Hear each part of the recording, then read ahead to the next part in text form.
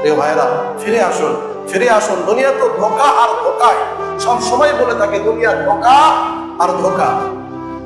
দুনিয়া যিনি সৃষ্টি করেছেন সে রব বলেছেন, ওমা হাদিল হায়াতুদ দুনিয়া ইল্লা মাতাউল গুরুর।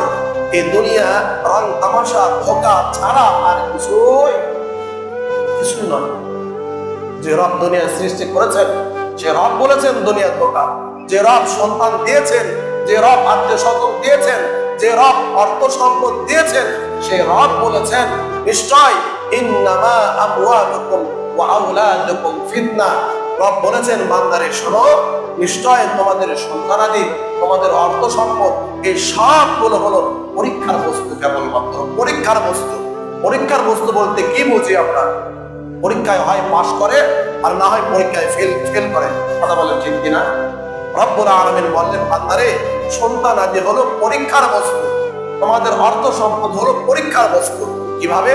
সন্তান তো আমি তোমাকে দিয়েছি, আমি যাকে চাই তাকে সন্তান দিই, আমি যাকে চাই না তাকে সন্তান দিই না। সন্তান দিয়েছি পরীক্ষা স্বরূপ।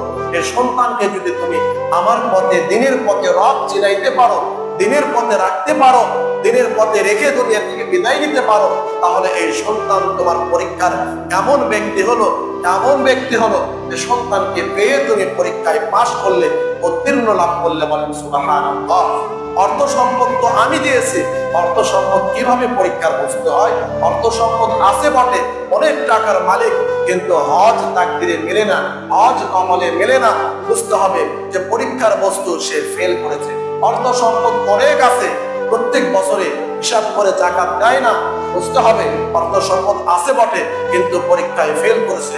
অর্থ সম্পদ আছে বলে কিন্তু গরিব, দুঃখী, দুস্থ, অসহায় তাদের কোনো কাজে আসে না, তাদেরকে সহযোগিতা করতে পারে না। বুঝতে হবে অর্থ সম্পদ আছে বটে, কিন্তু সে পরীক্ষায় কি করেছে? কথা বলেন, পরীক্ষায় কি করেছে? ফেল করেছে।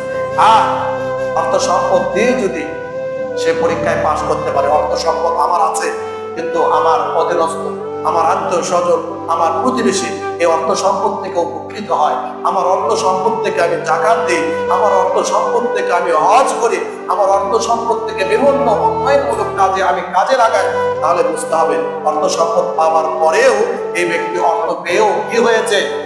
পাশ করেছে। বলেন কি করেছে? প্রিয় ভাইয়েরা, যতটুকু আলোচনা করলাম রব্বুল আলামিন সকলকে বুঝবার মতো তৌফিক দান করুন বলি আমিন।